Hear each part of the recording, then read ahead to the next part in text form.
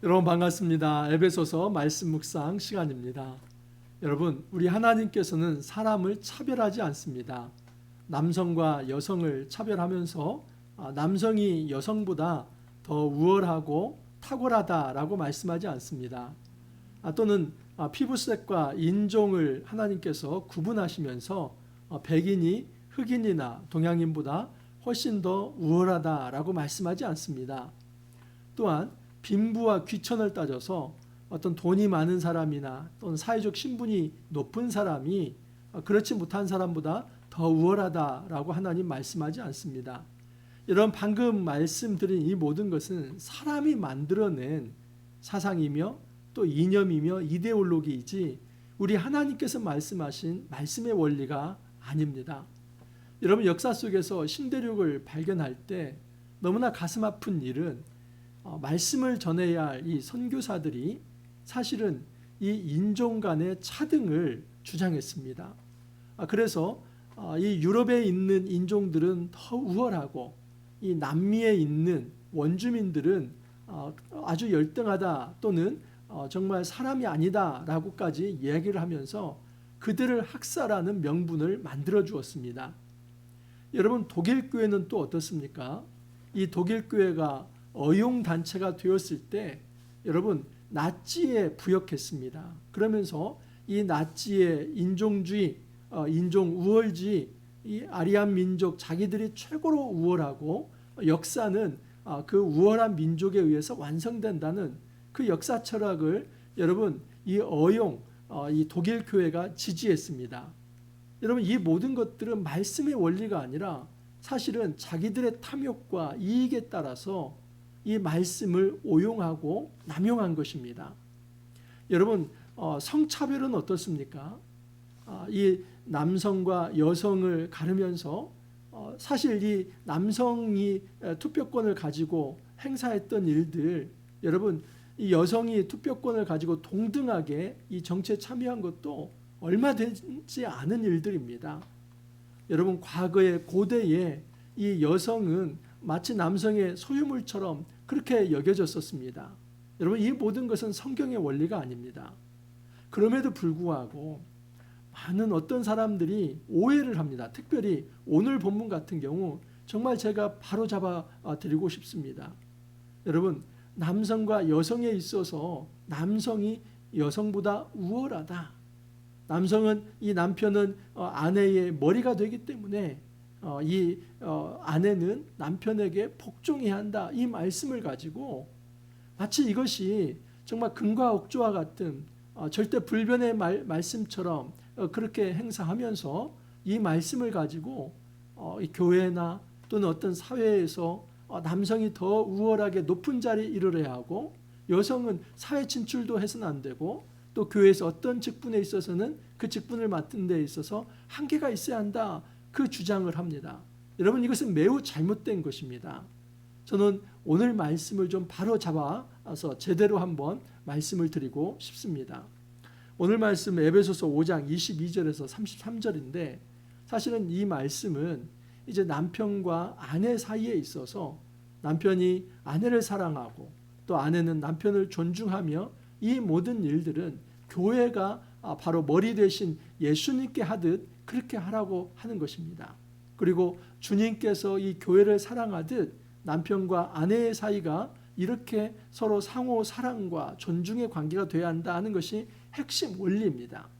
그런데 많은 이 잘못된 신학적 오류를 어떻게 범하냐면 이 본문을 가지고 남성은 창조될 때부터 더 우월한 존재이고 또 여성은 남성보다도 우월하지 못한 존재이기 때문에 남성 밑에서 복종해야 할 존재, 교회에서도 어떤 직에는 여성이 이르를 수 없다는 그런 어떤 하나의 근거 구절로 사용됩니다. 과연 그럴까요?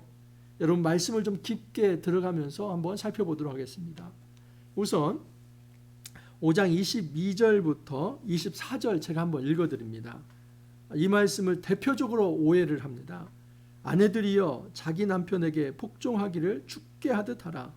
이는 남편이 아내의 머리됨이 그리스도께서 교회의 머리됨과 같음이니 그가 바로 몸의 구주시니라. 그러므로 교회가 그리스도에게 하듯 아내들도 범사에 자기 남편에게 복종할지니라. 먼저는 번역을 좀 바로 잡아야만 합니다. 22절에 보면 아내들이여 자기 남편에게 복종하기를 주께 하듯 하라 할 때 이 복종이라는 말이 여러분 원문에는 없는 말입니다. 아내들이여 자기 남편에게 주께 하듯 하라, 이게 맞습니다. 그리고 24절에 보면 그러므로 교회가 그리스도에게 하듯 아내들도 범사에 자기 남편에게 복종하라 할 때 이 남편에게 복종하라, 이 복종이라는 말이 원문에 없습니다. 그러면 24절에 복종하라는 말이 있는데 어디에 있냐면 그러므로 교회가 그리스도에게 복종하듯이, 이게 맞습니다. 그래서 22절에 보면 아내들이여 자기 남편에게 주께 하듯 하라. 또 24절은 그러므로 교회가 그리스도께 복종하듯 아내들도 범사에 자기 남편에게, 여기까지입니다. 그래서 직설적으로 지금 22절, 24절에서 아내가 남편에게 복종하라는 말이 문자로는 기록되어 있지 않습니다. 물론 이것을 전후 문맥을 가지고 의역을 한 것입니다. 여러분, 절대 불변의 원리, 절대 불변의 말씀은 무엇이냐면 교회가 주님께 복종하는 것입니다. 이것은 참입니다. 이건 절대 불변의 말씀입니다. 이 복종하다는 말이 휘포타소 그럽니다. 이 휘포타소라는 말은 사실은 어떤 통제 아래 둔다, 이 말입니다.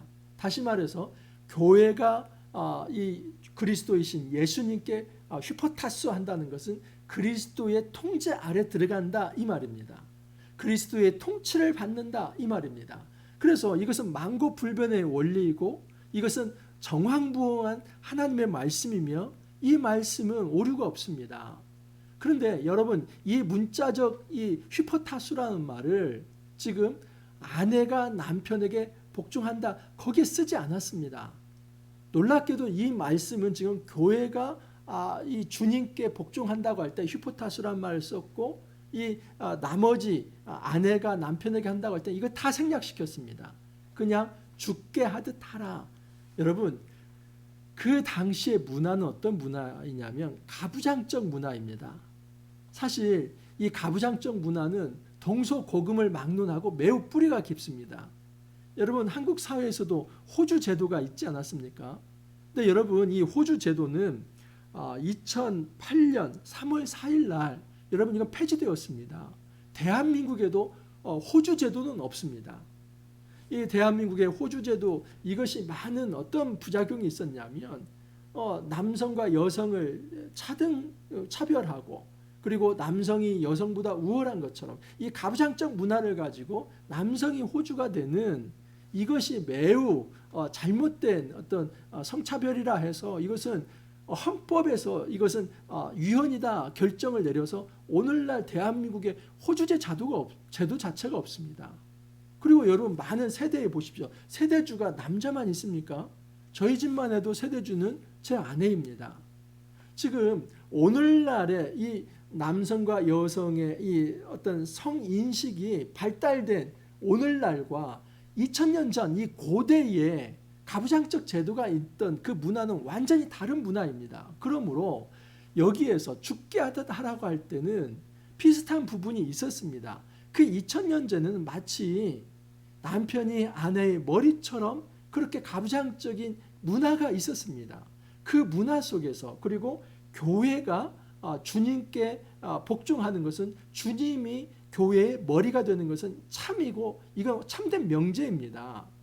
그래서 이것은 사실이고 진실이고, 지금 그 아내가 남편에게 복종하는 그런 어떤 고대, 이것은 문화입니다. 그러면 이 문화에 비슷한 유비를 가지고 지금 이 아내들이요, 지금 교회가 주님께 복종하듯이 남편에게 존중하십시오, 이 말을 하는 겁니다. 그렇기 때문에 보십시오.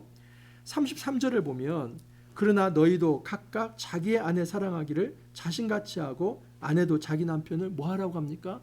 존경하라고 합니다.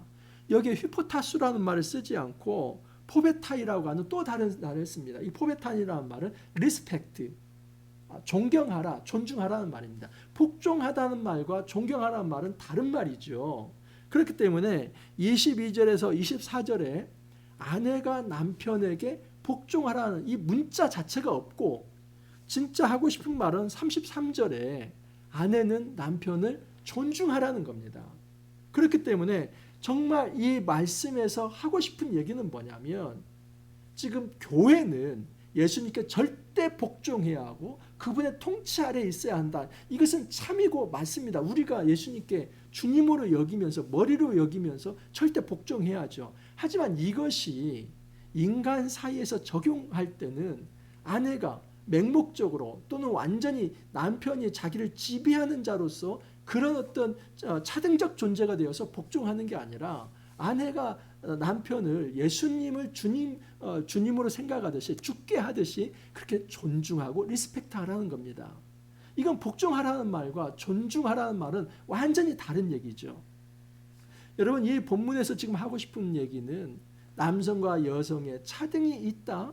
그렇기 때문에 남성은 당연히 여성에게 존경을 받고 또는 복종의 대상이 된다. 이걸 말하는 게 아니라 모든 사람은 죽게 하듯이 그렇게 상대를 존중하라는 겁니다. 여러분, 이것은 내일 말씀에도 이 말씀이 나옵니다. 내일 말씀 6절 5절부터 제가 한번 읽어드립니다. 내일 더 자세히 말씀드릴 텐데, 종들아 두려워하고 떨며 성실한 마음으로 육체의 상전에게 순종하기를 그리스도께 하듯 하라. 눈가림만 하여 사람을 기쁘게 하는 자처럼 하지 말고 그리스도의 종들처럼 마음으로 하나님의 뜻을 행하고 그의 기쁜 마음으로 섬기기를 주께 하듯 하고. 여러분, 고대의 대표적인 문화가 또 무슨 문화입니까? 이런 가부장적 문화가 있었지만 또 하나의 문화는 노예 문화입니다. 그런데 사실 이 노예 중에서도 교인들이 있었습니다. 놀라운 사실이죠. 근데 이 노예들이 지금 예수 그리스도를 믿었을 때 함부로 집에 돌아가 가지고 내가 예수를 믿어서 내가 해방되었기 때문에 그 주인을, 이건 영적 해방이죠. 영적으로 해방되었기 때문에 그 주인을 상대로 나 영적으로 해방된 존재니까 당신과 나하고는 이제 같은 존재다 하면서 맘먹고 그렇게 그거 하지 말라는 겁니다. 오히려 상전을 주님께 하듯 하라. 그러면 여러분, 우리 주님께 복종하는 것은 참이죠. 하지만 정말 그 노예가 집으로 돌아가지고 그 상전을, 그 노예 문화 상태가 있었기 때문에 그 상전을 존중하라고 하는 것은 진짜 그 주인이 그냥 예수님 위치에서 그렇게 절대 복종을 받아야 할 그런 하나님 위치에 있는 사람이라는 겁니까? 아니죠. 그걸 말하는 게 아닙니다. 지금 고대에 가부장적 문화가 있고 고대에 노예 문화가 있을 때에 너희들이 그 사회에 돌아갔을 때 때로는 남편을, 때로는 이 상전을 주님 대하듯이 존중하라. 여기까지는 말할 수 있는 것입니다. 하지만 그 주인이 이제 어떤 노예보다도 질적으로 더 우월한 존재이고 남편이 아내보다도 더 우월한 존재, 절대 그것을 말하는 것이 아닙니다. 그것은 여러분 말씀이 아닙니다. 자, 그러면 남편이 어떻게 하는가? 25절 이하를 보면 남편들아 아내 사랑하기를 그리스도께서 교회를 사랑하시고 그 교회를 위하여 자신을 주신 같이 하라. 이것입니다. 여러분, 남편은 그렇게 아내의 복종을 받으면서 거들먹거리는 그런 존재가 아니라 남편도 그리스도가 바로 교회를 사랑하신 같이 너도 너희 아내를 그렇게 주님이 사랑하듯이 사랑하라. 그것을 또 이렇게 얘기합니다. 28절에서는 이와 같이 남편들도 자기 아내 사랑하기를 자기 자신과 같이 할지니 자기 아내를 사랑하는 자는 자기를 사랑하는 것이라. 네 아내를 네 몸처럼 사랑하라. 여러분, 둘이 연합하여 한 몸이 되지 않습니까? 그렇기 때문에 이 한 몸 어떤 의식을 가지고 설명을 하는 겁니다. 네 아내와 너는 한 몸인데 만약에 아내를 괴롭히면 네 몸을 괴롭히는 거나 마찬가지다. 아내를 사랑하는 것이 네 몸 사랑하는 거나 마찬가지다. 그 유비를 가지고 이야기하는 것입니다. 그렇기 때문에 전후 문맥으로 볼 때 지금 이 여성은 남성보다 열등한 존재이기 때문에 그 남성을 높이라고 하는 그런 말씀이 아니라 남편은 아내를 사랑하고 아내는 남편을 존중해 줄 수 있는 그 가부장적 문화에서도 이것이 진짜 하나님 말씀이다, 이것을 선포하는 것이지 이 성차별을 여기서 말씀하는 게 아닙니다. 자, 그리고 여러분, 지금 이 본문에서 정말 더 중요하게 말하는 것은 남편과 아내의 메시지가 아니라 사실은 크도다 이 비밀이도다, 이것은 그리스도와 교회의 관계다, 이것입니다. 32절을 보면 이 비밀이 크도다, 나는 그리스도와 교회에 대하여 말하노라. 정말 바울이 하고 싶은 얘기는 내가 여기에서 남편과 아내 이 말 하고 싶은 게 아니라 에베소서 전체가 교회론인데, 때가 찬 하나님의 구속 경륜이 이 개인 구원에서 끝난다고 했습니까? 공동체적으로 완성된다고 했습니까? 이 비밀은 교회까지 나아가야 그게 비밀입니다. 그래서 다시 선포합니다. 이 비밀이 크도다, 나는 그리스도와 교회에 대해서 말한다. 이 교회는 예수님의 몸이고, 그리고 그리스도는 이 교회의 머리가 되는, 이것이 진정한 새 창조의 역사다. 여러분, 첫 창조 때 무엇입니까? 우리 하나님께서 창조주이시고 그리고 모든 인류가 피조물이 아닙니까? 교회를 그렇게 설명을 하는 겁니다. 다른 부분에서는 어떻게 얘기를 하냐면, 여러분, 교회는 예수님의 신부라고 얘기를 합니다.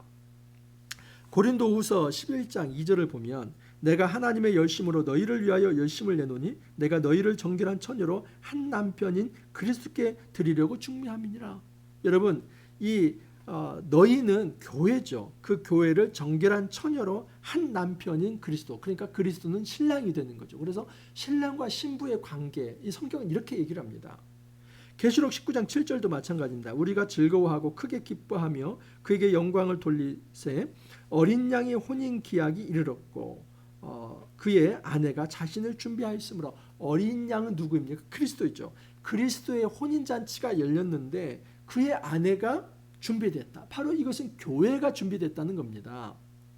계시록 20장 9절도 이리 오라, 내가 신부 곧 어린 양의 아내를 내게 보이리라 하면서 새 예루살렘을 보이죠. 이 요한계시록에서 새 예루살렘은 교회를 말합니다. 그래서 신약성경 전체에서 어떤 유비를 가지고 쓰냐면, 지금 이 교회는 예수님이 신랑이시고 교회가 신부이다, 이 유비를 가져다 쓰면서 이것이 중심이고 이게 중심 메시지이고, 바로 그런 원리같이 이 신랑이신 예수님이 신부인 교회를 사랑하고 그 신부인 교회가 예수님께 복종하듯이 너희 이 세상에서는 남편은 아내를 사랑하고 아내는 남편을 존중하라는 겁니다.